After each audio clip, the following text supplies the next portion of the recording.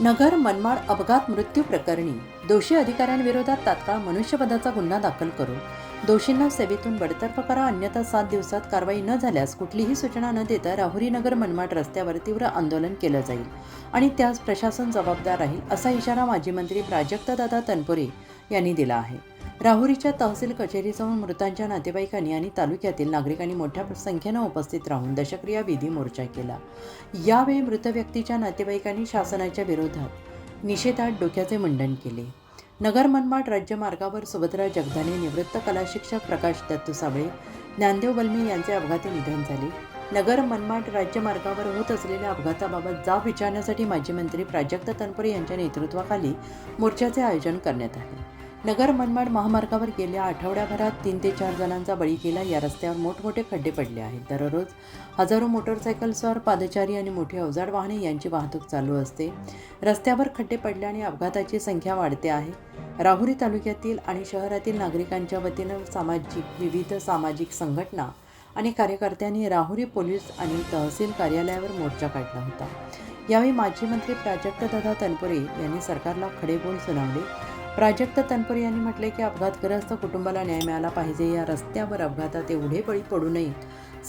सरकार आणि संबंधित खात्याचे अधिकारी निष्ठुरपणे वागत असून 7 दिवसात या रस्त्याच्या ठेकेदारावर, राष्ट्रीय प्राधिकरण अधिकाऱ्यांवर कर्तव्यात कसूर केल्याबद्दल त्यांच्यावर सदोष मनुष्यवधाचा गुन्हा दाखल न केल्यास कुठलीही सूचना न देता नगर मनमाड रस्त्यावर मोठं आंदोलन करण्याचा इशारा त्यांनी दिला आहे.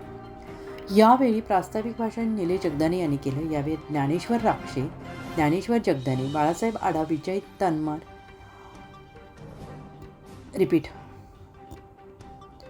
तामनर, बाळासाहेब जाधव, ज्ञानेश्वर बाचकर, अयूब पठाण आदींनी मनोगत व्यक्त करून दोषी अधिकाऱ्यांवर मनुष्यवधाचा गुन्हा दाखल करण्याची मागणी केली.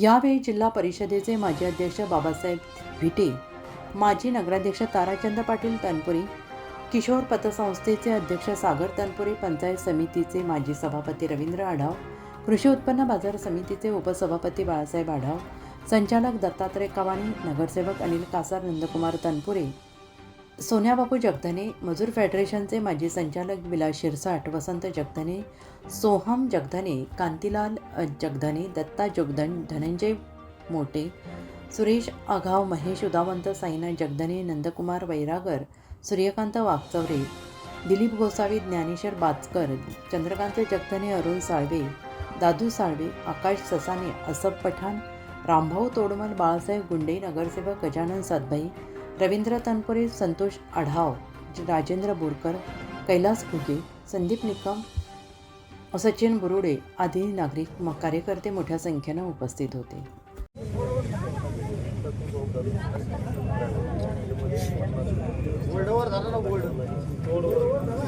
हे कोणाला सांगता येणार नाही.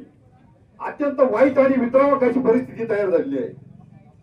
या ठिकाणी आल्यानंतर आजच्या या पोलीस प्रशासनाला मी आवाहन करणार आहे की तुम्ही जरी आम्हाला अत्यंत दुर्दैवी मृत्यू या ठिकाणी गेल्या, काय भूमिका मांडायची, काय पुरावे द्यायचे त्या ठिकाणी आम्ही देऊ ना.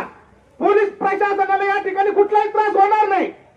आज आमचा प्रशासनाला वेळोवेळी निवेदन दिलेले आहेत, वेळोवेळी मोर्चे आंदोलन केलेले आहेत, वेळोवेळी रस्ता रोको आंदोलन आम्ही केलेले आहेत. पण तत्पुरे हे आजारी असताना सुद्धा या मोर्चामध्ये सहभागी झाले, त्यांचे सुद्धा विशेष आभार मानतो. शाखेत असले शिंदेदादांची अगदी चर्चा चालू होती. चर्चा चालू असताना त्यांचं म्हणणं अगदी योग्य होतं की तुम्ही येथे येणार, आता बहिणीने सांगितलं की निवेदन घेणार, आम्ही कुटप करणार, याच्या उपर काय होणार नाही. पण दादा आता पुढची सूचना अशी सांगतो, हा जिल्हा दादा हे 3 ऍक्सिडेंट झाल्यानंतर पुन्हा एक ऍक्सिडेंट झाला. आमचे वैरागर म्हणून दिलीप वैरागर, ते आणि त्यांची पत्नी नगरहून येत असताना त्यांचे डॅम फाट्यापाशी ऍक्सिडेंट झाला. त्याच्यात त्या महिलेचा पाय महामार्गाची अत्यंत दयनीय अवस्था झालेली आहे. या रस्त्यावर दररोज हजारो मोटरसायकल, कार व मोठी अवजड वाहने वाहतूक चालू असते. या रस्त्यावर मोठमोठे खड्डे पडल्याने रस्त्यावर अपघातांची संख्या वाढत आहे. या अपघातामध्ये आतापर्यंत शेकडो व्यक्तींना आपला जीव गमावा लागलेला आहे. इथं किडे मुंग्या सारखे माणसं मारतात, रोज मारतात. नगर मनमाड हायवेवर जवळजवळ खासदारांचं लक्ष असलं पाहिजे. आहे का तिने रस्ता त्वरित चालू केला असताना त्याला एका बाजूला काम चालू आहे, कामाची परिस्थिती असताना बऱ्याच जणांनी सांगितलं आणि प्रशासनाला जाब विचारण्याकरता आपण मोर्चा घेऊन आलो. काल मी तिन्ही कुटुंबांची भेट घेतली. राहुरी खुर्दमध्ये साबळे सरांची निधन झालं, त्यांच्या घरी गेलो. त्यांनाही 2 तरुण मुलं होती. त्यांच्या पत्नीच्या देखील भावना अनावर झाल्या होत्या. जगदले कुटुंबाची देखील भेट घेतली. त्यांचंही त्या ठिकाणी कुटुंब उद्ध्वस्त झालेलं आहे. संध्याकाळी वडनेरला बर्मे कुटुंबियाची देखील भेट घेतली. अत्यंत दुःखाचा डोंगर सगळ्याच कुटुंबियांवर त्या ठिकाणी पडलेला आहे. त्याच्या घरातला दुःख होतं त्यालाच माहिती असतं काय दुःख आपल्या घरी झालेलं आहे. तर आम्ही सगळेजण तुमच्या या कुटुंबियांच्या दुःखामध्ये आम्ही सर्वजण सहभागी आहोत. या एका आठवड्यामध्ये 3 जणांचा मृत्यू मला वाटतं एवढ्या 5-10 किलोमीटरच्या अंतरामध्ये झालेला आहे. ज्ञानेश्वरनी सांगितल्याप्रमाणे 4थी देखील घटना झाली आणि पेशंट मला वाटतं कोमामध्ये आहे. म्हणजे आमच्या माणसांचा जीव हा किड्या मुंग्याच्या जीवाप्रमाणे स्वस्त झालेला आहे, अशी या प्रशासनाची या ठिकाणी भावना आहे. आमचं म्हणणं आहे, पोलिसांनी आता सांगितलं, कुठे अधिकारी या ना इकडे जरा पुढे, त्यांनी सांगितलं की बाबा गुन्हे, अपघाताचे गुन्हे दाखल झालेले आहेत. आमचं म्हणणं आहे, अपघात ठीक आहे, कुणी एकाने कंटेनरच्या चालकावर तुम्ही गुन्हा दाखल केला असेल, कुणावर केला असेल,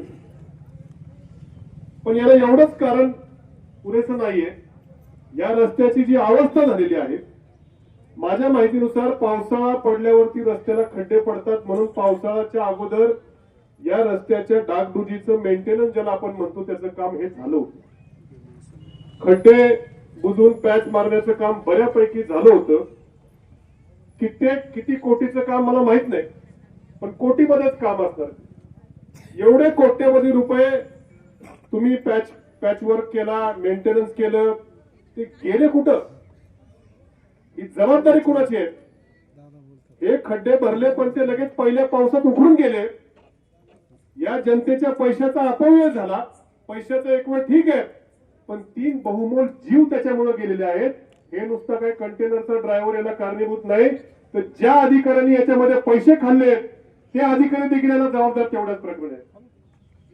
ज्यांनी या मेंटेनन्सच्या कामामध्ये पैसे खाल्ले असतील, निकृष्ट दर्जाचं काम ज्या ठेकेदारांनी केलं असेल, तो देखील या मृत्यूला तेवढा जबाबदार आहे असं आमचं म्हणणं आहे.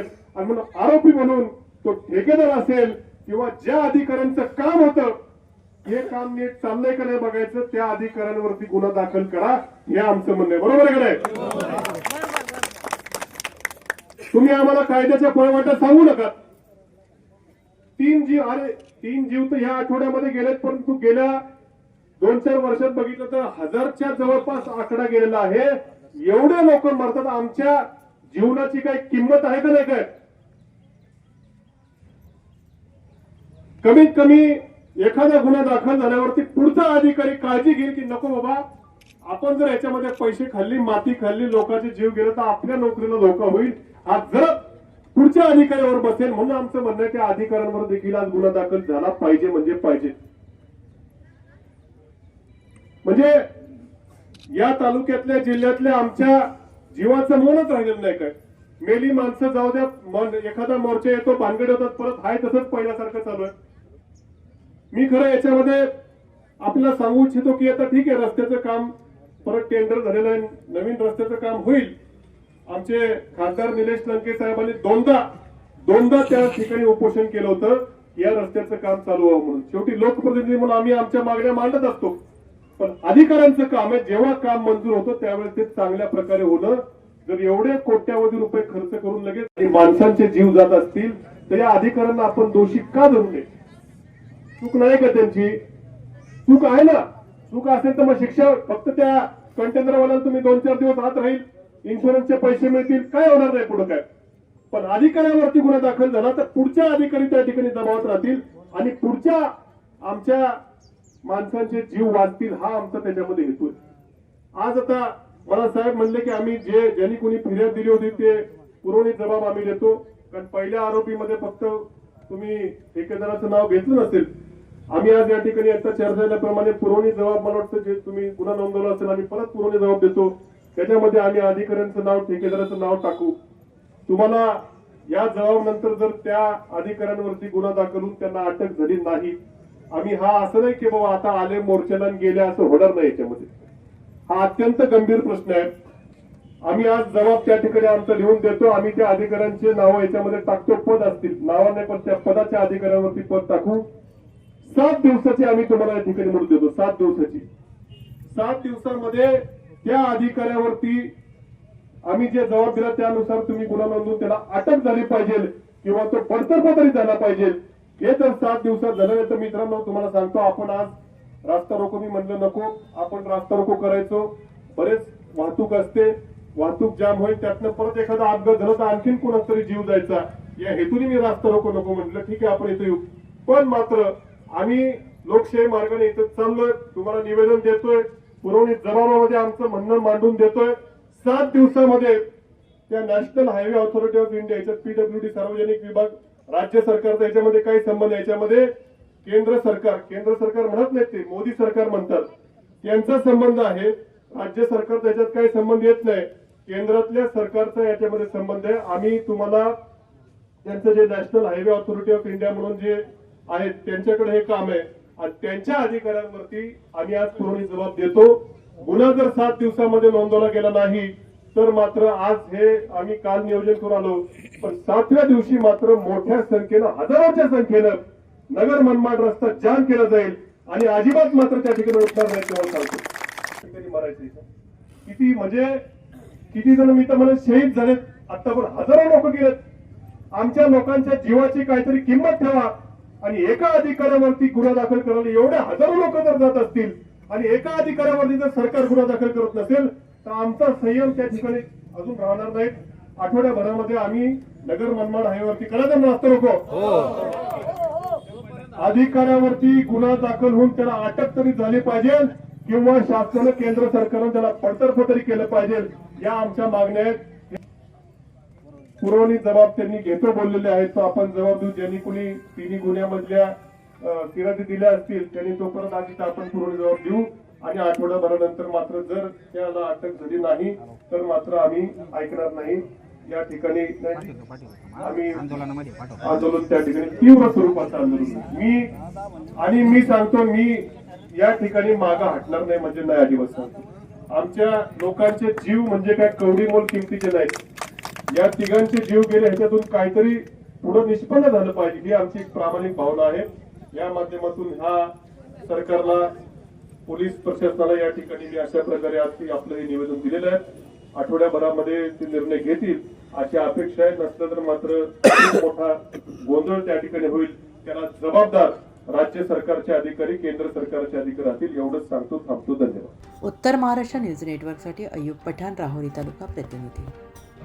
आत्मा मालिक मल्टी स्पेशालिटी हॉस्पिटल येथे मोफत सुविधा, अँजिओग्राफी, अँजिओप्लास्टी, बायपास सर्जरी, सर्व प्रकारचे OPD केस पेपर फ्री, सोनोग्राफी फक्त 400 रुपयात, एक्सरे फक्त 100 रुपयात, लॅब तपासणीवर 50% सूट, औषधींवर 20% सूट. अधिक माहितीसाठी संपर्क 90 90 91 91 96 तसेच 7304 75 56 55. आमचा पत्ता Atma Malik multi speciality hospital, Kokamthan, Shirdi Kopargaon road, Samruddhi Mahamarg circle जवळ, कोपरगाव.